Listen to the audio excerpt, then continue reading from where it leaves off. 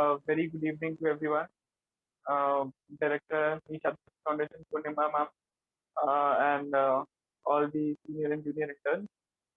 तो बहुत फॉर्मल हो गया ना, ठीक है। तो सिंपल है आज, जैसे एंकरिंग एक एंकरिंग के बारे में अगर कुछ कहना है तो एक्चुअली वो बहुत एक कॉम्प्लेक्स चीज है, पर उसको हम बहुत ही सिंपल तरीके से हम समझेंगे। और कहीं ना कहीं हम सबने इसको अपनी जिंदगी में किया है, नोइंगली अननोइंगली। तो लेट्स बिगिन। तो सबसे पहले शुरू करते हैं कि व्हाट इज एंकरिंग। हमने देखा है लोगों को एंकरिंग करते हुए, और हम कहते भी अरे यार वो कितना अच्छा एंकरिंग करता है, वो कितनी अच्छी एंकरिंग करती है। पर अगर हमें किसी ने बोला कि अरे चलो आ जाओ, आज ये इवेंट का एंकरिंग करना है, तो हमारे दिमाग में बहुत सारी चीजें घूमने लग जाती है कि कैसे स्टार्ट करना है, कैसे एंड करना है, उसका मिड क्या होना चाहिए। तो ये सब चीजें बताऊंगा मैं। और जनरली बताऊंगा कि क्या मेन कंपोनेंट्स होते हैं एक अच्छा एंकर के लिए, क्या डूज होते हैं, डोंट्स होते हैं। तो ये सब चीजें आज कवर करने की कोशिश करते हैं। तो पहले तो मैं बताना चाहता हूँ कि एंकर को काफी अलग अलग नाम दिए जाते हैं। जैसे न्यूज प्रेजेंटर कहते हैं, न्यूज कास्टर कहा जाता है एंकर्स को। Anchors are also known as news analyst, anchor man, anchor women, या सिंपली इन सब का एक कंपाउंड बना के इसे कह दिया एंकर। तो इट्स मेल और फीमेल, किसी भी तरह से अब हम इसको यूज करते हैं। 1980s के दौरान वो एक ऐसा टाइम था जहाँ पे इंडिया में कलर टीवी और टेलीविजन का एक बहुत ज्यादा बूस्ट था। और उसी दौरान एंकर्स काफी ज्यादा फेमस होना शुरू हुआ। And a country like India जहाँ पे इतनी वैरायटी है, मतलब नॉर्थ से लेके साउथ तक और ईस्ट से लेके वेस्ट तक, तो यहाँ पे अलग अलग रीजनल से लेके और एक सेंट्रल लेवल पे एंकर्स बहुत हिट होते गए। काफी सारे प्रोग्राम थे जो सब करके अभी, जैसे अगर किसी का नाम लेना है तो रजत शर्मा। तो उनका आपकी अदालत का जो काम था टिपिकल स्टाइल था, तो लोग ये समझने लग गए कि एंकरिंग में अगर मैंने कोई अपना एक टिपिकल स्टाइल ले लिया तो उससे बात बन सकती है। सिमिलरली जब 2000 और 1999 के इस एरा में जब कौन बनेगा करोड़पति आया, तब even Amitabh Bachchan had a very typical style, उनका कहने का एक अलग था, तो लोगों ने उस चीज को कैरी फॉरवर्ड करना शुरू कर दिया। फिर अब बात करते हैं कि एक इवेंट ऑब्वियसली शुरू होगा। आपको एक टास्क दे दिया जाएगा कि तो मिस्टर XYZ, आपको एक इवेंट एंकर करना है। तो आपको कुछ जानकारी होना बहुत जरूरी है उस इवेंट के बारे में, क्योंकि आजकल की जनता पहले जैसी नहीं रही कि वो कुछ भी बता दो, वो कुछ भी सुन लेंगे, ऐसे नहीं। उनको भी काफी दिमाग आ गया है। वो आपसे एक कदम आगे चलने की कोशिश करेंगे, एंकर से, उस इवेंट मैनेजर से, ऑर्गेनाइजेशन से। तो आपको इवेंट के बारे में जानकारी होना बहुत जरूरी है। You need to know about कि उस ऑर्गेनाइजेशन ने अब तक क्या ऐसे काम किए हैं। और थर्डली और लास्टली, आप वहां पे क्या प्रेजेंट करने आए हो उस ऑडियंस। तो ये तीन चीजें आपको प्राइम ध्यान देना। और जब आप शुरू करेंगे तब सीधा मान लीजिए अब इवेंट शुरू हो गया है, ये स्टेज है, मैं विंग से घुस के सीधा स्टेज पर है। अभी मैं डायरेक्टली बात करना शुरू नहीं करूंगा। एक 5 सेकंड के लिए मैं एक बहुत अच्छी सी स्माइल दूंगा, क्योंकि स्माइल ऐसी चीज है जो यूनिवर्सल होती है और सब में फैल जाती है अच्छे से। तो कुछ वक्त के लिए स्माइल कीजिए, लोगों को देखते रहिए, 5-10 सेकंड, ज्यादा नहीं, और फिर माइक उठा के बोलना शुरू। तो ये स्टेप नंबर 1 है। और फिर आप बोलेंगे कैसे, शुरुआत में क्या बोलेंगे। रिमेम्बर, पहले 5 मिनट सबसे क्रूशियल होते हैं किसी भी एंकर के लिए। उसमें से भी पहले 30 सेकंड जो है, उसी में किसी की बॉडी लैंग्वेज को देख के हम जज कर लेते हैं, यार ये एंकर सही है, नहीं यार इस एंकर में तो ना मजा नहीं है। उस दिन वो जो पार्टी थी ना, उसमें बहुत ही सही एंकर, उसने ये चीजें सीखी हैं, वो चीजें की, इतनी अच्छी थी वो बंदी, ऐसी सब चीजें। और फिर जब हमें प्रेजेंट करना है तो हम कैसे करेंगे, नॉर्मल वेलकम। और हम वेलकम भी कैसे करेंगे होगा, एक बहुत खूबसूरत सी स्माइल लेके फिर वेलकम को कर देंगे कि नमस्कार, आदार, अभिनंदन, आभार, मैं सो एंड सो आज इस इवेंट को होस्ट करने जा रहा हूँ। आज हम देखेंगे कि इस इवेंट में क्या क्या होने वाला है। एक बहुत ही छोटा सा डिस्क्रिप्शन दे देना, सिर्फ 20 या 30 सेकंड के अंदर। एक छोटा सा इंट्रोडक्शन, जैसे अगर मेरे पास एक शादी का इवेंट है, और अगर मुझे उसको होस्ट करना है तो मैं कैसे करूंगा, मैं आऊंगा, स्माइल करूंगा, और फिर मैं शुरू करूंगा कि नमस्कार, आदार, अभिनंदन, आभार, मैं युवतेश पांडे आज वर्मा फैमिली की शादी का इवेंट होस्ट करने आया हूँ। तो आज हम देखेंगे कि कैसे लड़के वाले और लड़कियों वालों की तरफ से अलग अलग टाइप के परफॉर्मेंसेस देखने मिलेंगे। देखते हैं किसमें ज्यादा है दम। तो ऐसे करके आप एक इवेंट शुरू करते हैं। क्योंकि होता ऐसा है कि किसी भी इवेंट में, चाहे वो फॉर्मल है, इनफॉर्मल है, किसी भी टाइप में ना, जो जब हम बोलना शुरू करते हैं, उसके पहले ही हमको ऑडियंस जज करना शुरू कर देती है, पहली चीज। दूसरी चीज, उसमें ना एक ऑडियंस में एक चीज लाख होती है, जो है कि बॉन्ड होता है। तो हम कभी कभी हमें ऐसा लगता है कि काश ऑडियंस अगर ज्यादा घुल मिल पाती तो बात कुछ और ही होती। पर वो भी काम एक एंकर का ही है, क्योंकि वही है जो हम दोनों के बीच की दूरी को, ऑडियंस और एंकर के बीच की दूरी को कम करेगा। कैसे? उसके बॉडी लैंग्वेज से, उसके बात करने के तरीके से, उसके फ्रेंडलीनेस से, वो कैसे जनता के बीच में घुस के अपना कंट्रीब्यूशन देता है, इन सब चीजों से। नेक्स्ट, जब हम बात करते हैं एंकरिंग के सेकंड लेवल की, तो अभी हमने वेलकम कर दिया लोगों का, अभी हमने गेस्ट को इंट्रोडक्शन करना बाकी है। पर हम सीधा गेस्ट पे नहीं आते यूजुअली। हम क्या करते हैं, हम थोड़ा सा कहीं एब्स्ट्रैक्ट टॉपिक लाते हैं। जैसे अगर शादी की बात है, तो मैं किसी पिक्चर का नाम ले लूंगा, जैसे डीडीएलजे का नाम ले लिया, हम आपके है कौन। क्योंकि ये टिपिकल ऐसी पिक्चर है जो सबने देखी होती है, या कोई ऐसा एब्स्ट्रैक्ट टॉपिक जो हम सबको पता है। ऐसा नहीं मैं कुछ और ही शेयर कर रहा हूँ और लोग बोर होते जा रहे हैं। एक एक एब्स्ट्रैक्ट टॉपिक ले लेना, उसका एक लिंक जोड़ देना, और फिर उसको उस इवेंट के साथ मैच कर देना। इससे लोगों को लगता है कि यार वाह क्या चीज कर दी। तो ये एक बहुत इंपॉर्टेंट फंडा होता है, क्योंकि लोगों को, आपको कुछ ना कुछ करके लोगों को समझाना है कि देखो, आप जिस बंदे को देख रहे हो ना, वो बेस्ट है। इससे बेहतर आपको कोई एंकर नहीं मिलेगा जिंदगी में। तो यही इंजॉय कर लो सब कुछ, और बहुत प्यारे तरीके से। ऐसे नहीं गुस्से से कि देखो पता है सबसे बेस्ट मैं ही हूँ, नहीं सुनना तो निकलो। ऐसा तो हो ही नहीं सकता ऑब्वियसली। तो अब कुछ टाइप के ऐसे लोग होते हैं जिनको पोइट्री बड़ी पसंद होती है। तो उनके लिए अगर आपको शायरियां याद होगी, तो जरूर शायरियां करते रहिए बीच बीच में। या कोई टिपिकल इवेंट्स भी होता है जहाँ पे शेर और शायरी होती रहती है, और उसका एंकर होना तो ज्यादा डिफिकल्ट हो जाता है, क्योंकि जो बोल रहे हैं वो खुद ही इतने बड़े स्पीकर्स हैं और इतना नॉलेजेबल है। तो कभी भी ऐसे इवेंट्स में कुछ और फिर प्रिपेयर करके जाना। बट शेर और शायरी और जोक, ये दो ऐसी चीजें हैं जो ऑलमोस्ट सबको पसंद आ जाती हैं। जोक्स बड़े से लेके बूढ़े तक, और शेर व शायरियाँ फिर भी मिडिल एज यंगस्टर से लेके सबको पसंद आ जाती हैं। तो ये एक चीज हो गई। अब हम आते हैं कि अ, सबसे ज्यादा जरूरत एक एंकर को किस चीज की होती है। मेरे हिसाब से बॉडी लैंग्वेज है, मेरे हिसाब से एक टोन है बात करने का, और मेरे हिसाब से एक लहजा है जिसमें वो बात करता है। जरूरी नहीं है ये तीन चीजें सबके पास हो। लोग कभी कभी गलत समझ लेते हैं कि एक अच्छी English means good communication. English is just a language. English is just a language. Whereas communication is the skill. आप किसी भी ढंग से कम्युनिकेट कर सकते हो, जरूरी नहीं है सिर्फ इंग्लिश में। But then you need to be good at that. तो एक हार्वर्ड यूनिवर्सिटी ने एक स्टडी करवाया था कि लैंग्वेज का, बॉडी लैंग्वेज का कम्युनिकेशन से क्या रिलेशन है, और इसके कंपोनेंट कितने एक दूसरे पर हावी पड़ते हैं। तो उसका रिजल्ट इतना खतरनाक था। तो वो कहते हैं कि word accounted only 7% of the part which we call as communication. Only 7%। तो बचे हुई चीजें क्या? टोन, बॉडी लैंग्वेज, आपका पोस्चर, आप कैसे खड़े हैं, ऐसे खड़े हैं, कभी नीचे कुछ खड़े, कुछ कुछ एंकर ऐसे बोलेंगे कि ऐसे करते हुए, ये तरीका नहीं होता था। तो ये सब चीजें हैं, क्योंकि आप एक प्रोडक्ट हैं और लोग आपको देख रहे हैं। तो जब लोग आपको देखेंगे, तब आपको कैसे देखेंगे? कुछ तो होना चाहिए अपना स्पेशल चीजें।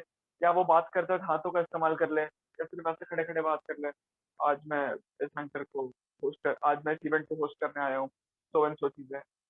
तो that all depends on you. जब आप एंकरिंग करते हैं, सबसे खतरनाक चीज क्या होती है कि देखो, मैंने एक चीज बहुत अच्छे से सीखी थी कि आप एक टाइम पे सबको खुश नहीं कर सकते। हाँ, एक्चुअली हम एक टाइम पे सबको खुश नहीं कर सकते, पॉसिबल ही नहीं है वो। पर आप कोशिश कर सकते हैं कि आप एक ऐसी कोई जनरल चीज छेड़ दें, या कोई ऐसी जनरल बात कर लें जिसमें सबका इंटरेस्ट हो, जिसमें सबने इंटरेस्ट ले रखा है। क्योंकि ये एक नॉर्मल ऐसी चीज होती है जहाँ पे आपको कोई स्कोप नहीं होता है, जहाँ जहाँ से आपका और ऑडियंस का वो लिंक टूट जाए। क्योंकि शुरुआत से हमने जो लिंक बनाए हैं एक वेलकम से लेके, उसको हम खींचते चले जाते हैं, खींचते चले जाते हैं, और यही एंड तक रहता है। अगर ये लिंक बीच में टूट गया, तो फिर आप लाख कोशिश कर लो, फिर आप कुछ भी कर लो, फिर आप समर सॉल्ट लगा लो स्टेज पे, मैं दावा देता हूँ कि वो चीज़ ना, वो बॉन्ड फिर से वापस नहीं आएगा। इसीलिए अगर हम इस लिंक को लेके चल रहे हैं तो बहुत इंपॉर्टेंट है। फिर आपको सबका ध्यान रखना पड़ेगा। जैसे 3 टाइप के लोग होते हैं हमारे यहाँ, बच्चे, नौजवान और थोड़े बड़े और बूढ़े-बुजुर्ग, इनको मैं एक ही इसमें क्लब करता हूँ। तो बच्चों को यूजुअली क्या पसंद है एंकर से?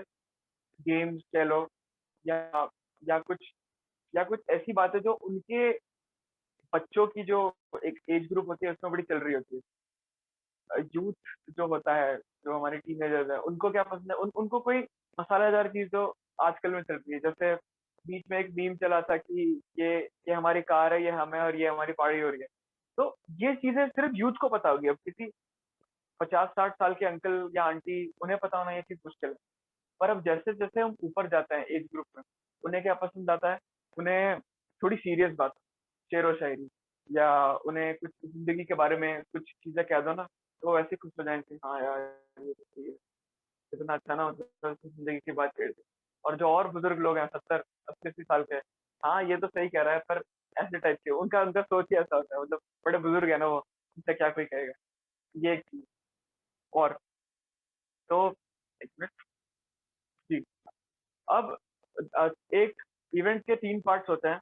एक स्टार्ट हो गया, एक मिड हो गया और एक एंड हो गया।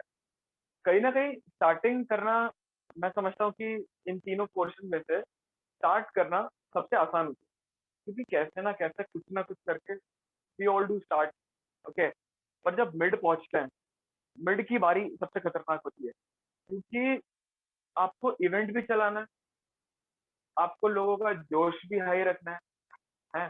इवेंट भी चलाना है, लोगों का जोश भी हाई रखना है और साथ ही साथ आपको ध्यान देना है कि आप जो बॉन्ड लेके चल रहे थे शुरुआत से, ये कड़ी बीच में टूट ना जाए, ओके? तो इसे बरकरार कैसे रखें? बीच-बीच में आपको ऑडियंस के बीच जाके कभी अगर ऑन ग्राउंड इवेंट होता है कहीं, अभी आजकल तो पॉसिबल नहीं है, बट देन इमेजिन करते हैं कि ये सब कोविड के पहले का है और जस्ट इमेजिन करो कि आप स्टेज पे खड़े हो खुद और आपके सामने 50-60 लोग हैं और आप एंकर हैं। पर आप स्टेज पे कब तक रहेंगे? ये लोगों का लेवल है, स्टेज का आप यहाँ पे कब तक रहोगे? मैं तो कहता हूँ आप नीचे चले जाओ। क्योंकि जब आप लोगों के बीच से घुलो-मिलोगे ना, तब उनको लगेगा कि यार क्या बंदा है, मतलब बड़ा सही, ये तो हमारे बीच में आ गया बात करने के लिए। क्योंकि कहीं न कहीं वो दूरी रह जाती है स्टेज से और लोगों से, और आपको उनसे कनेक्ट ही करना है, तो लोगों के बीच घुस जाना, लोगों से बात कर लेना बीच में। और संतोष अंकल आप कैसे हैं? रिया आंटी है, टिपिकली लोगों से घुस के बात कर लो। उनसे उनके एक्सपीरियंसेस पूछो। कि आपको इस इवेंट में आने से पहले कैसा लग रहा था? कुछ लोग बोलेंगे मुझे बड़ी टेंशन सी हो रही है, कुछ लोग अजीब-ओ-गरीब लोग हैं, आपको तो पता है ना, अलग-अलग लोग रहते हैं। तो इन सब चीज़ों से आपको लोगों को एंटरटेन करके रखना है और आपका इवेंट भी साथ ही साथ चलाना है। अब आते हैं क्लाइमैक्स पे।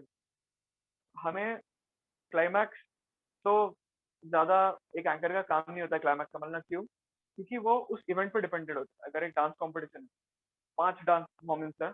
मैंने शुरुआत कर दी पहले बोल के group A, group B, group C, group D, group E. 5 में से अगर हम ग्रुप सी तक हमारा हो चुका है और ग्रुप ई और डी ही बाकी है, जो सबसे बेस्ट भी है। तो इसके लिए अगर यही क्लाइमैक्स होता है हमारे इवेंट का, तो ये अब उन 2 ग्रुप्स पे है। क्योंकि मैं या आप अगर एंकर हैं, तो एक टाइम पे आके मैं सिर्फ इंट्रोड्यूस कर दूँगा और अब जोरदार तालियों के साथ स्वागत करते हैं ग्रुप ई का। आपने देखा है ग्रुप ई आज तक का सबसे बेस्ट परफॉर्मेंस और इनका अवार्ड मिला है ग्रुप ई को। ग्रुप ई ने अब तक के बेस्ट परफॉर्मेंसेस, सारे सबसे ज़्यादा वोट और पब्लिक का सबसे ज़्यादा प्यार। देखते हैं इस बार ग्रुप ई का क्या परफॉर्मेंस होता है। तो give a round of applause for group ई, ऐसे करके आप निकल जाओगे। तो यहाँ ये ग्रुप ई सँभाल लेगा, ऐसे करके। अब बीच-बीच में ये चीज़ हो गई, फिर आप एंड पे आते हैं। एंड के बारे में हम कुछ वक़्त बाद डिस्कस करते हैं। अब बात आती है कि एक अच्छे एंकर के लिए कुछ चीज़ें बड़ी ज़रूरी होती हैं, क्योंकि वो उसका फाउंडेशन हो गया। क्योंकि ये एक अच्छा एंकर में ना होना ही चाहिए। अगर ये चीज़ नहीं हुई ना, तो वो यूनिवर्सल होता है। जैसे एक अच्छे स्पोर्ट्समैन स्टैमिना होना चाहिए, स्टैमिना कुछ भी कर सकता है। एक एंकर में भी एक तरह से ये बहुत इम्पोर्टेंट चीज़ें हैं, क्योंकि अगर वो ये चीज़ें करने में फेल हो जाता है, तो उसका वो अच्छा एंकर बनना बहुत मुश्किल हो जाता है। वो चीज़ों में क्या आती है? सबसे पहले बंदा बड़ा हम्बल होना चाहिए। बंदा या बंदी बड़ा हम्बल होना चाहिए। उसमें बिल्कुल भी ऐसा ना, ऐसा ईगो या ऐसा एटीट्यूड नहीं होना चाहिए, भले वो कितना भी अच्छा बंदा हो। उसको हमेशा ज़मीन के जुड़े होना चाहिए, कहना चाहिए हाँ जी, नमस्ते, बड़ा अच्छा लगा आपका इवेंट था वगैरह वगैरह ये सब चीज़ें। फिर तीसरा, बंदे को प्रेजेंस ऑफ माइंड होनी चाहिए, क्योंकि एट टाइम ऐसा होता है कि हम कुछ प्लान करके जाते हैं, रास्ते में कुछ एक चीज़ आती है और वो कुछ और ही जाता है। तो इन चीज़ों के बीच का लिंक सिर्फ आप एक एंकर है, क्योंकि आपको उस इवेंट का, उस कंपनी का या उस ऑर्गेनाइजेशन का इज्जत बरकरार रखना है।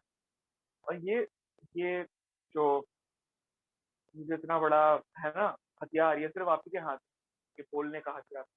तो इससे आप ये सब चीजें करेंगे। फिर सबसे इम्पोर्टेंट चीज एक एंकर में बहुत देर तक खड़े रहने का स्टैमिना। कभी कभी लोग पता है कहते हैं कि एक, जैसे मैंने तो ये सुना है, आपको भी कभी कभी कहा ही होगा, लोगों ने सबको कहता है मेरे ख्याल से, कि कितना बोलता है तेरे को, मुंह नहीं दुखता क्या तेरा बात करते वक्त, लोग ऐसा कह देते हैं हमसे। और मेरा एक्चुअली नहीं दुखता, पता नहीं क्यों, नहीं दुखता तो नहीं दुखता। तो ये अगर अच्छी चीज हो गई नहीं, तो आप एक बहुत अच्छा एंकर बन सकते हैं, क्योंकि अगर आपका मुंह नहीं दुख रहा है जिससे आपको बात करना है, बस फिर और क्या चाहिए, है ना। ओके, तो ये एक चीज हो गई। अब इवेंट के एंड में आते हैं। आप इवेंट एंड कैसे करें? आपको उस इवेंट के बारे में आपका पर्सनल और कस्टमाइज्ड एक्सपीरियंस बताना पड़ेगा। जैसे एक कॉर्पोरेट इवेंट चल रहा है एबीसी कंपनी का, और आपको अच्छा लगा इवेंट, अब इवेंट खत्म होने वाला है, 6 से 7 का टाइमिंग था, 6:45 हो गया है, 15 मिनट बाकी है, इवेंट निपटाना है, बस सिग्नल मिल गया, ओके सिग्नल। तो अब आप निपटाएंगे कैसे? आपको बोलना पड़ेगा कि यार, मैं बोलता हूँ, यार वैसे फ्रैंकली अगर मैं बोलूँ तो मैं इस इवेंट में आने के पहले काफी नर्वस था, ये सोच रहा था कि किस तरह की ऑडियंस होगी, किस तरह के गेस्ट आएंगे और कैसा पूरा इवेंट होगा। और आज ये शाम आपके साथ स्पेंड करने के बाद मैं ये श्योर हो गया हूँ कि इस एबीसी ऑर्गेनाइजेशन के लोग, इसके डायरेक्टर, इसके पूरा वर्किंग स्टाफ सबसे बेस्ट है। इतना जोश ला, सब उनकी तारीफ करते रहना है आपको, क्योंकि तारीफ एक ऐसी चीज है जो सबको हजम हो जाती है, फिर चाहे कितनी भी कर लो। भले ही फिर बंदा ऐसा भी कह देना यार चने के झाड़ पे चढ़ा रहा है, पर वो अंदर से बड़ा खुश होगा, है कि नहीं। आपको भी कभी ऐसा एक्सपीरियंस होता होगा कि कोई कितना बोल रहा है पर अच्छा लगता है मुझे।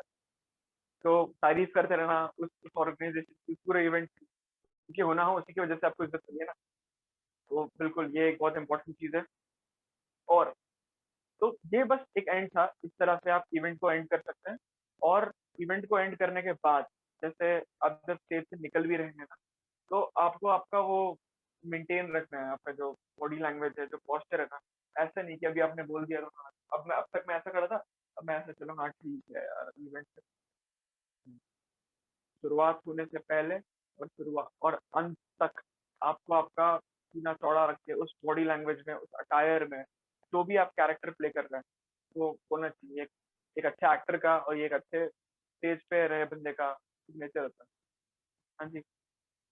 फिर तो अब आते हैं कुछ एक्सरसाइजेस पे, जो आपको आपके कम्युनिकेशन में हेल्प करेंगे अगर आपको एक अच्छा एंकर बनना है। क्योंकि हो ना हो एंकरिंग का एक एक्सपीरियंस हम सबको कभी ना कभी अपनी जिंदगी में आया है, और अगर नहीं आया है तो आएगा जरूर। ये बात मैं बता रहा हूँ, सबको लगता है कभी कभी कि यार काश मैं एक्टर होता, काश मैं ये सब चीजें, ये सब तो एंकर भी आ जाता है। तो अगर आपके पास माइक है, ओके, तो माइक को पकड़ने के भी तरीके होते हैं। कुछ लोग माइक को ऐसा पकड़ लेंगे सीधा मुंह बंद रख के और ऐसे बात कर लेंगे, हाँ भाई ठीक है चलो अभी हम एंकर कर रहे हैं, ये सब एक ये टाइप होता है एंकरिंग का। आजकल के नौजवान ऐसे करते हैं, नौजवान मतलब मैं भी उसमें से हूँ, ऐसा नहीं है।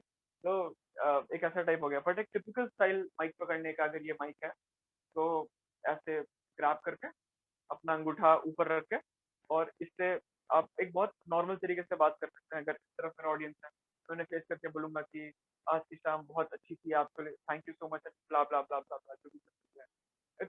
बहुत रिस्पेक्टेबल लगता है ना अगर आप ऐसे माइक पकड़ लो। तो आधे शब्द तो उंगलियों पे ही गिर रहे हैं, माइक में यही क्या रहता है। हाँ जी, पहली चीज ये।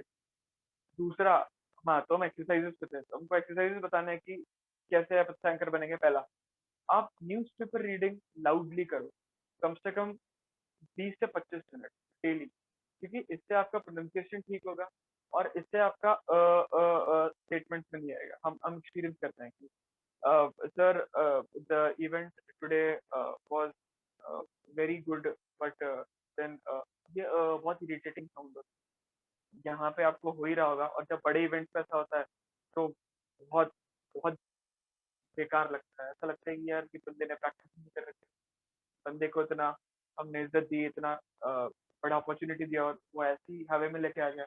तो ये चीजें उससे नहीं होगी। अब उससे आपका माइनस हो जाएगा, और आपको कम से कम 10 या 15 दिनों में उसका रिजल्ट दिखने लग जाएगा। आप इतना फटाफट फटाफट बोलने लग जाएंगे, है ना। दूसरा, ये बोलते वक्त, ये न्यूज़पेपर रीडिंग करते वक्त, आप आपको आपका वर्ड पर मिनट का स्पीड समझना है। या कितना फास्ट बोलते हैं। अगर मैं बहुत तेज से बोलूँ तो पता है लोग अच्छे से पाते मैं क्या तेज से बोल रहा हूँ, कुछ समझ नहीं आता मैं क्या बोल रहा हूँ। और अगर मैं बहुत धीरे धीरे भी बात कर रहा हूँ ना, तो भी उससे लोग बोर हो जाते हैं। उनको इतना बेकार लगता है कि ये क्या बंदा बात करता है। उससे अच्छा एक नॉर्मल मीडियम पेस रखते हैं बात करने का। जिससे कि जैसे अगर मैं 4-5 दोस्तों के नाम बोलूँ, hi Shreyas, hi Aditi, hi Padmanabh, I would request Shreyas, Aditi और पद्मनाभ की अपना माइक अनम्यूट करें, और वीडियो भी शुरू कर रखे तो अच्छा होगा। नहीं, मैं वीडियो नहीं शुरू कर सकता। ओके, अनम्यूट कर लो कोई बात। Aditi, Padmanabha, Yes. where's Aditi? Is she there? देखने दे। नहीं, आई वही गेस आ जाओ। हाँ, है। तो हेलो अदिति। हाँ हाँ युग। हाँ तो देखो, नॉर्मल सी चीज है, ठीक है। अगर अगर मैं आपसे बहुत सही चीज से बात कर रहा हूँ, हाय अदिति, हाय पद्मनाभ, हाय श्रेयस, मैं युग देशपांडे, आज का मैं इवेंट एंकर करने वाला हूँ, और मैं आपसे कुछ ऐसा बताना चाहता हूँ कि आपकी जो कंपनी ने ये इवेंट रखा है बहुत बढ़िया रखा है, वगैरह वगैरह वगैरह वगैरह चीजें। और ये 3 बंदों को इंटरेस्टिंग था। मैंने तो बोल दिया आपसे हम्म। यार, तो मतलब क्या रहेगा फिर मेरे बोल। हाँ, बोल, कंटिन्यू करियो। हाँ ओके। तो अगर अगर मैं इसको दूसरे ढंग से करता हूँ तो हेलो श्रेयस जी, आप कैसे हैं? मस्त एकदम। हाँ तो आपकी एबीसी कंपनी ने एक बहुत अच्छा मौका दिया मुझे अच्छे से परफॉर्म करने का। और इस कंपनी के बारे में मैं कुछ कहना चाहूँ तो इसके इसका वर्किंग वर्किंग जो एफिशिएंसी है बहुत अच्छा है। कल बोला आज इवेंट, तो ऐसे करते करते अगर आप पर्सनली सबसे कनेक्ट करते गए आपके एंड में, और यही चीज आपको डेली न्यूज़पेपर रीड करना सिखाएगा कि आप एक एक चीज कैसे कवर करना शुरू करते हैं, और उसको कैसे शुरुआत से लेके एंड तक पूरा करते हैं। तो okay guys, thank you, you can unmute, you can mute yourself. So the क्या? हेलो। हाँ, ठीक है ना। hello. हाँ Yeah, कहो ना। Yug. The second one was the interactive anchoring, right? Yes. And where we can use this mostly? What kind of events we can use this in? uh, as in you can use this in all sorts of events there, unless and until it's a very formal function. For Uh-huh. example, Rashtrapati Bhavan में अगर कुछ award ceremony हो रहा है तो you can't go into the public and say hi president आप कैसे हैं, ये तो हो नहीं Correct, सकता ना। correct. या Right, अगर right. स्कूल लेवल के फंक्शन या कॉलेज लेवल के फंक्शन ऐसे कुछ होता है ना, जैसे अनहाइड अगर कह लेते हैं हम, तो Mm-hmm. अगर कोई अनहाइड के एंकरिंग कर रहा है, और अगर टिपिकली अगर वैसा अरेंजमेंट है कि 50 बंदे पीछे और एक बंदा सामने, तो ये चीज बड़े अच्छे से हो सकती है। Yes, yes, absolutely. हाँ जी। तो Thank you. दूसरी चीज, पहली चीज ये थी, दूसरी चीज ये थी कि आजकल हमारे पास फोन में वॉइस रिकॉर्डर्स वगैरह होते हैं, तो कम से कम कुछ भी बोलो, कुछ कुछ एक बुक के 4-5 पन्ने पढ़ लो, और 15 से 20 मिनट तक अपनी वॉइस को रिकॉर्ड करो, और फिर इसको शांति से सुनो। आपको पता चलेगा आपका वर्ड पर मिनट क्या है, आपको पता चलेगा आपका एग्जैक्ट प्रोनाउंसिएशन कैसा है, उस लैंग्वेज में आपकी प्रोफिशिएंसी कितनी है, और आपको ये भी पता चलेगा कि आप कितनी जगह फंबल करते हो। जैसे अगर मैं यही कुछ पढ़ लूँ, जैसे मेरे पास एक बुक है, और अगर मैं पढ़ूँ कि the term education literally refers to the actualization of potentials of an individual. It involves a learning process to gain knowledge and skills, not just to survive. But ऐसे करके अगर आप पढ़ेंगे तो आपको एक टाइम बाद खुद ही रियलाइज होगा कि यार मेरी बोली में कितनी गलती है। ये चीज जब आप क्योंकि हमें अपनी गलतियां आसानी से दिखती नहीं, इसलिए हम लोग क्या यूज करते हैं, अ मिरर। तो ये एक मिरर जैसा काम करेगा। तीसरा पॉइंट ऐसा है कि आप मिनिमम 3 जोक या शायरियाँ या कोट आप रोज उसे प्रैक्टिस करें और याद करें, ताकि जब किसी ने आपको बोल दिया ऑल ऑफ अ सडन कि अरे आ जाओ चलो लेट्स एंकर दिस प्रोग्राम, तो आपको उसको शुरू करने के लिए, आपको उसको एंड करने के लिए कुछ रहेगा आपके पास मटेरियल।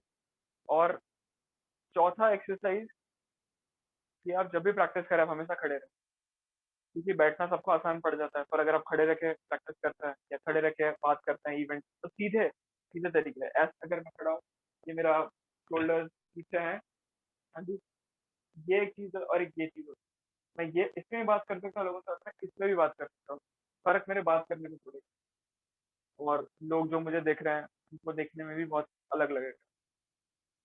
तो हमने एक्सरसाइज था एक यूज है हमेशा होना चाहिए, तो डोंट करता है, ज्यादा नहीं, छोटे डोंट है।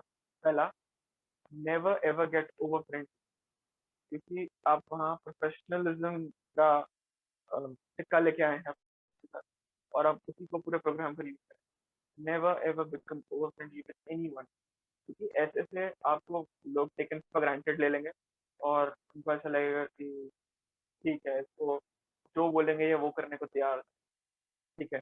तो maintain that classic image of yours, जो आपने इतने तरीके से, आपने इतने सालों से अपनी मेहनत करके बनाई होगी ना, वो। दूसरा, आपके इवेंट शुरू होने से पहले कभी भी किसी को अपने स्क्रिप्ट में से, अगर उसमें कोई कोट है, जैसे for example old is gold, अगर आपके स्क्रिप्ट में कहीं भी आ रहा है, किसी से भी बात करने से पहले ऐसी सब चीजें, अपने स्क्रिप्ट का मटेरियल शेयर कभी मत करें, बातों बातों में भी कभी मत करें, क्योंकि हो ना हो वो बंदा जाके फिर ऑडियंस में जाके बैठ जाएगा, और फिर उसको इंटरेस्ट नहीं आएगा, उसको देख के क्या पता उसके आसपास फॉलो करना है, और फिर ये बीमारी फैल चुकी है। तो जो अपने स्क्रिप्ट में एक्सक्लूसिव उसको परफॉर्मेंस, तो मैंने कहा 6 से 7 के बीच में, और सबसे इम्पोर्टेंट और तीसरा पॉइंट, कभी भी किसी का भी आप नाम ले रहे हैं, चाहे वो कंपनी का नाम है, गेस्ट का नाम है, उस इवेंट का नाम है, ऑर्गेनाइजेशन का नाम है, किसी इम्पोर्टेंट लोगों का नाम है, फैमिली में से किसी का भी, उसका प्रोनाउंसिएशन हमेशा सही रखना। किसी किसी का भी नाम गलत हुआ ना, एक बार वन आई रेड समवेयर की in spite of language, name is the sweetest thing a person loves to hear. तो अगर नाम इतना इम्पोर्टेंट है, तो उसका प्रोनाउंसिएशन गलत हो गया तो कितना अजीब लगता है। तो हमेशा पूछ लेना एक बार कि अरे श्रेयस सर, आपका नाम श्रेयास है, श्रेयस है, श्रेयस है, कैसा, पूछ लेना। एक बार पूछने में क्या जा रहा है ना, ताकि आपका भी इमेज अच्छा रहे, तो जिन्होंने आपको बुलाया उनका भी। Obviously। तो यहाँ से एंकरिंग की कुछ चीजें। अब मैं अपना पर्सनल एक्सपीरियंस अगर बताऊं, तो आपको हमेशा एंकरिंग में बस एक चीज ध्यान रखना, जब आप स्टेज पे चढ़ते हो, तो नीचे बैठे हुए हैं, उनको आपके बारे में कुछ नहीं पता है, आप सबसे बेस्ट हो, बस यही। और अगर कभी डाउट आता है तो refer point number 1 and simple सी चीज है, क्योंकि अगर मैं किसी को कुछ एक्सप्लेन कर रहा हूँ, जैसे दिस इज मिराज 2000 एयरक्राफ्ट जो बलाकोट टेस्ट ट्रैक में यूज होता है, ये जैगवार है, एक इंटरसेप्टर बॉम्बर जेट प्लेन है, और अगर मैं ऐसा कर दूँ, this was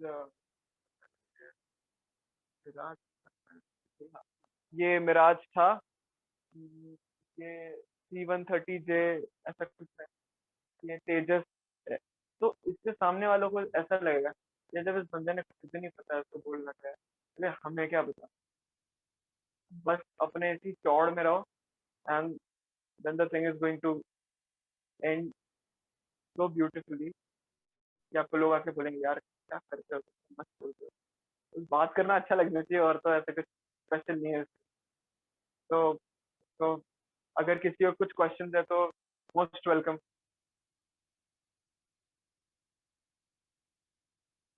yes, anyone? Hello, hello, yes ma'am. someone was trying to ask a question, I think. Yes, please. Anyway, meanwhile, let me express myself a little bit right now. So as usual, it was enjoyable listening to you, because you are always full of energy and that gets transmitted when you talk.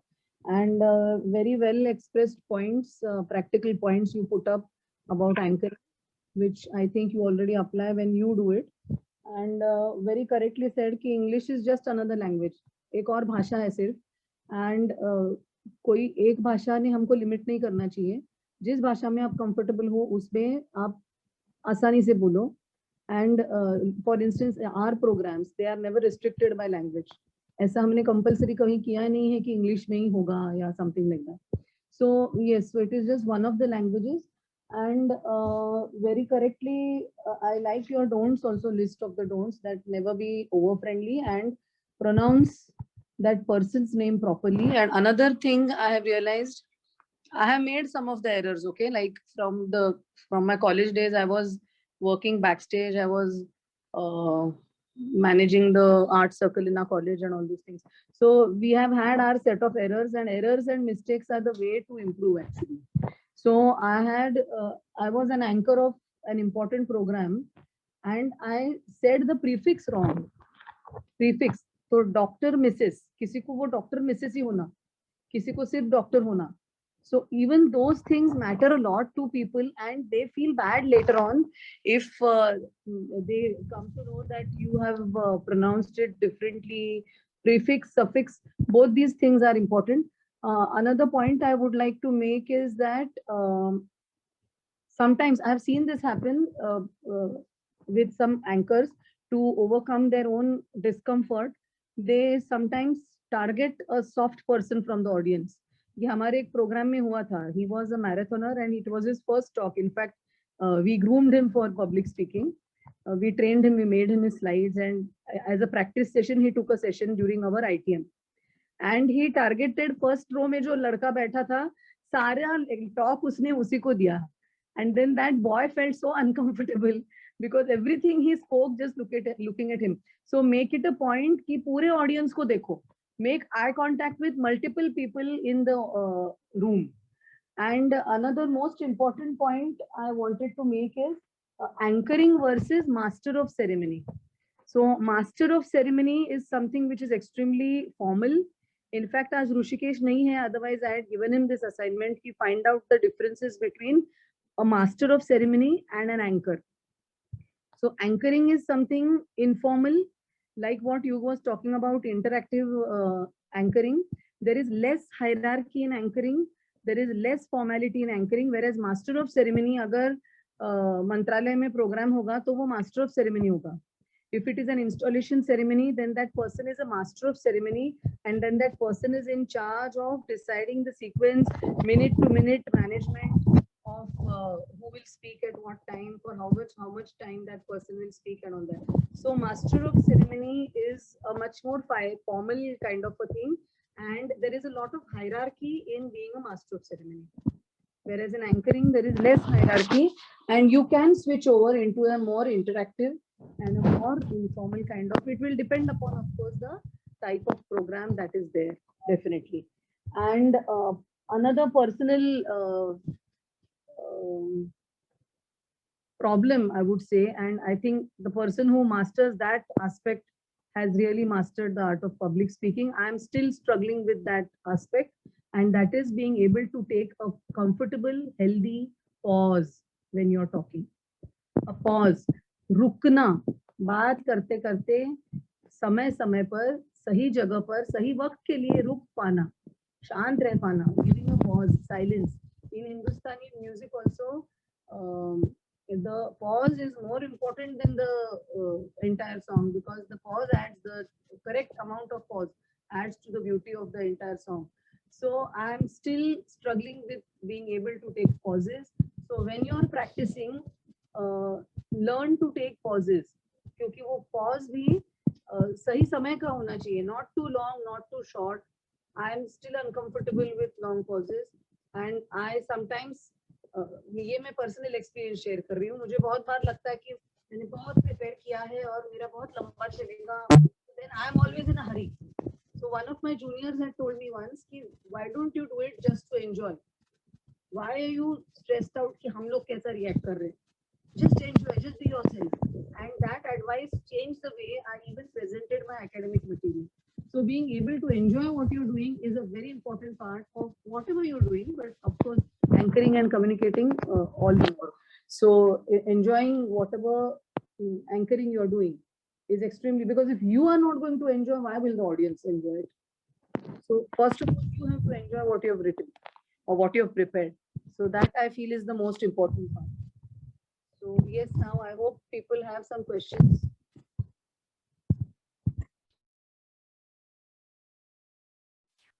Yes ma'am, I have a question. Like you, मतलब अपन anchoring करते हैं, so मतलब कुछ ना कुछ लोग रहते हैं जो मतलब डिस्ट्रैक्ट करते ही है, एंड वो डिस्ट्रैक्शन ऐसे रहता है कि मतलब अपन देख रहे सबको एंड कोई डिस्ट्रैक्ट करे तो उसकी तरफ ही नजर जाती है, एंड उसके वजह से कभी कभार अपन अपनी स्क्रिप्ट भूल भी सकते हैं या मीन्स कुछ गलत भी हो सकता है, तो वैसे उस टाइम क्या करना है? वो ये एक्चुअली ये बहुत ही ट्रिकी सिचुएशन होता है ऐसे में।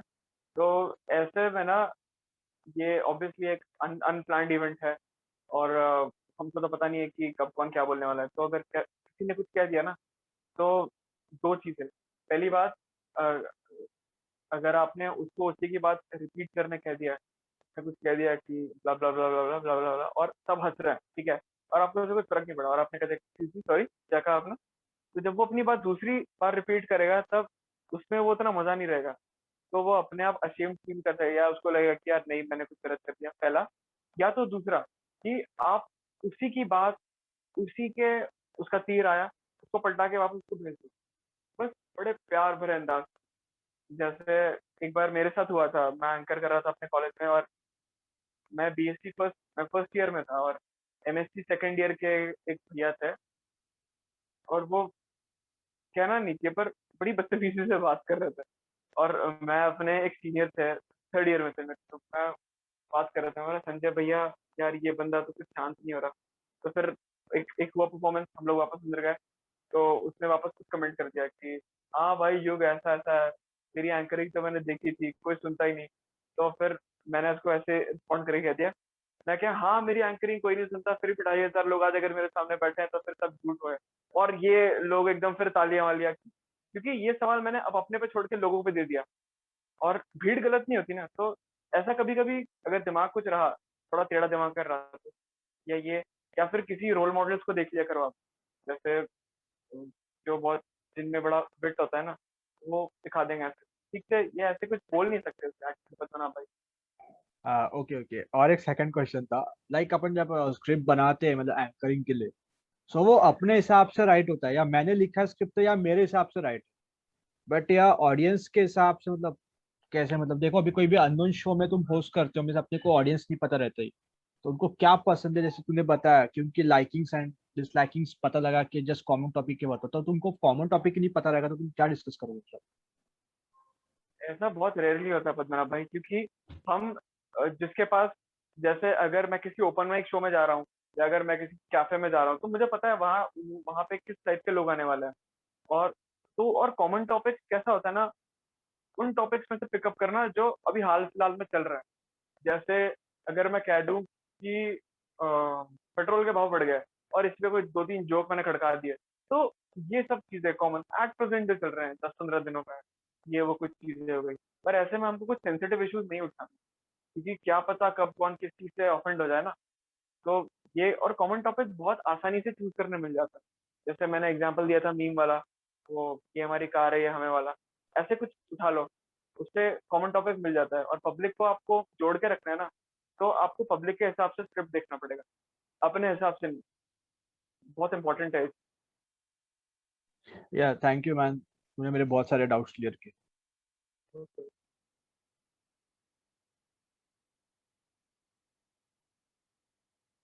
Yes, anyone else, please, most welcome. Hello hello. भैया, सपोज जो स्क्रिप्ट लिखते हैं हम, ऐसे बहुत बार होता है कि वी प्रिपेयर अ स्क्रिप्ट की वो अच्छे से होनी चाहिए, उसमें हमने बहुत सारे जोक्स वगैरह डाले, लेकिन उसे देख के भी नहीं पढ़ना है एग्जैक्टली, मतलब ऐसे नहीं लगना चाहिए मैं पूरा वो एज इट इज पढ़ रही हूँ, और ऐसे भी नहीं लगना चाहिए मुझे रटना है, मतलब मैंने रट्टा मार के आई हूँ, मुझे वो फ्लॉलेसली सामने वाले को बताना है, नहीं भाई ठीक है मेरे पास स्क्रिप्ट है लेकिन वो सिर्फ एक रेफरेंस के लिए है, और मुझे एकदम कैसे वल्नरेबल फील नहीं करना है वहां पे कि भाई मैं भूल गई या फिर मुझे याद नहीं आ रहा है, और एकदम रटिफिकेशन भी नहीं, मतलब वो बीच वाला कॉमन ग्राउंड कैसे एक्वायर करना, मतलब वहां पे कैसे आना, क्या करना उसके लिए बहुत टफ होता है वो, मतलब स्क्रिप्ट एक तो पूरा, एक तो मैं फ्लो में चले जाऊंगी कि बस मैं बोले जा रही हूँ बोले जा रही हूँ बोले जा रही हूँ, मतलब समझ में नहीं आता, या फिर मैं अगर टू द पॉइंट स्टिक रही तो मैं सिर्फ उतना ही बोलूंगी और लोगों को उतना फील नहीं आ पाएगा, तो वो समझ में नहीं आता कैसे बैलेंस करना। कौन कह रहा है? अगर आप एक बार अपना नाम बोलेंगे तो। श्रद्धा। श्रद्धा, तो श्रद्धा जी, जी निकल रहा है एकदम से, है ना?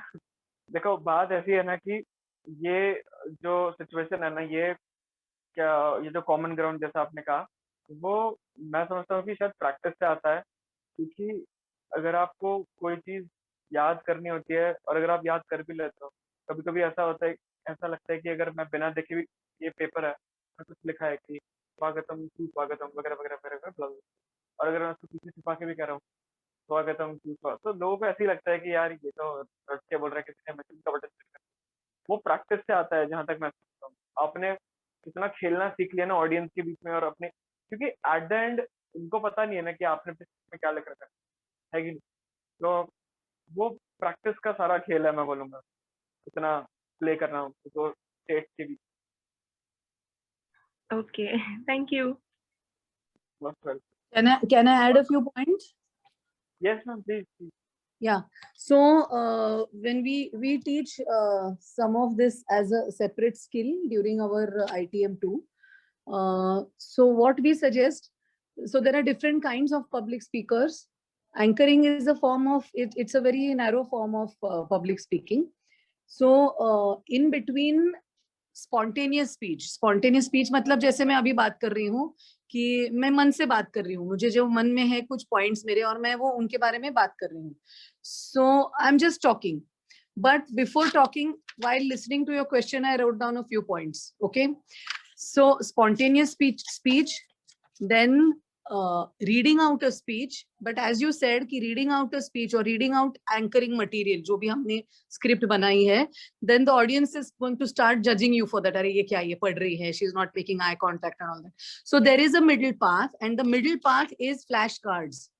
Flashcards. So flashcards are, you can have small cards where you write 2 points per card, and you stand. Now मेरा अभी position थोड़ा awkward है, my leg is in one place and I am sitting in a different this thing because of my surgery and all. So you can have this bunch of flashcards with you, have them in your hand, have them in your pocket, anywhere, and 1 point per card you can have. You all are at an advantage because the phone itself can act as a flashcard. So you can make a PowerPoint presentation on your phone and you can use one slide as a flashcard and you can just swipe your slides. Another thing in anchoring, you're not doing a stand-up comedy routine. We are talking about anchoring.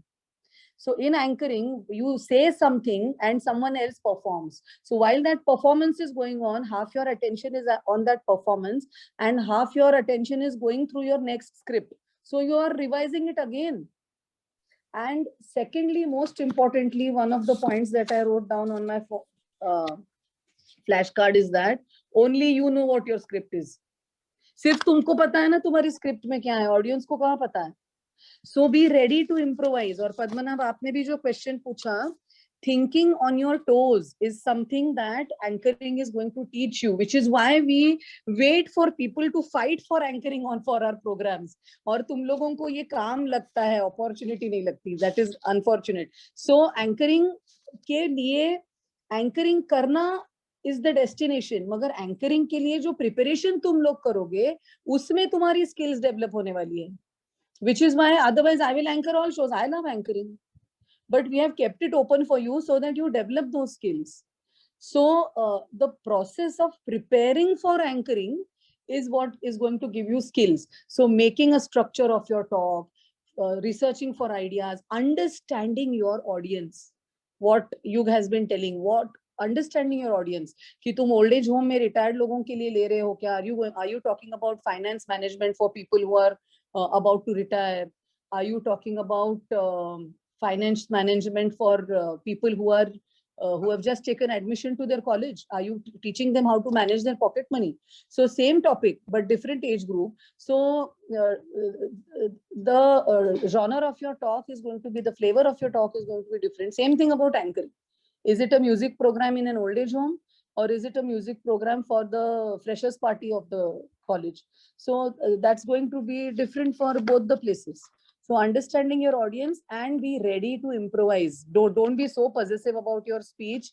They say about Martin Luther King that he had people who wrote his speeches, but while waiting for his name to be called out, he used to be improvising even then. And he is the guy who has come up with statements which have made history. So improvisation के लिए कोई last minute नहीं रहता. You can improvise at any time. So if you're too possessive about your speech, and I would say that पहले 2-3 बार तुम शर्म मत करो ना कि अरे मुझे पढ़ना पड़ रहा है, क्या करूं मैं.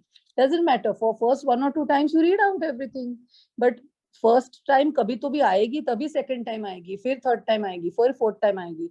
Then you move to flashcards, then you move to your phone slides. Then one day will come where you don't need anything at all. You can just talk. But then first, second, third time will have to be there for that. Yes, ma'am. Thank you.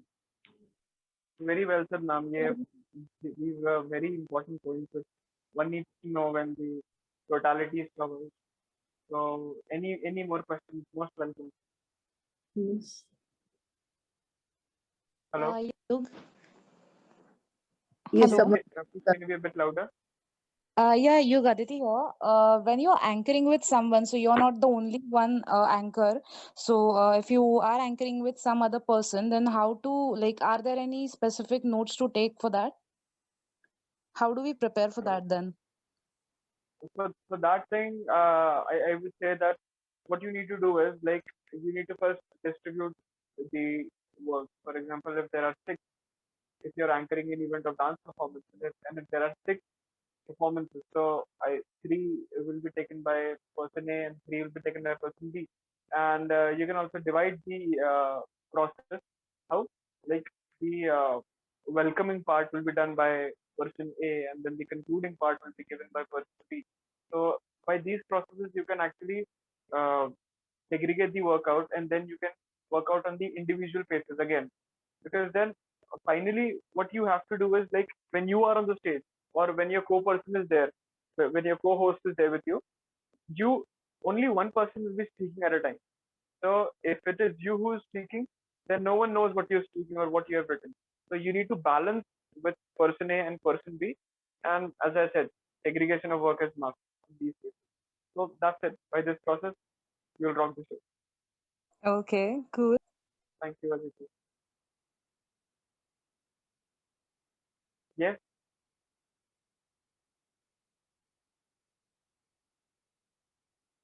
Hello. Any more questions, please?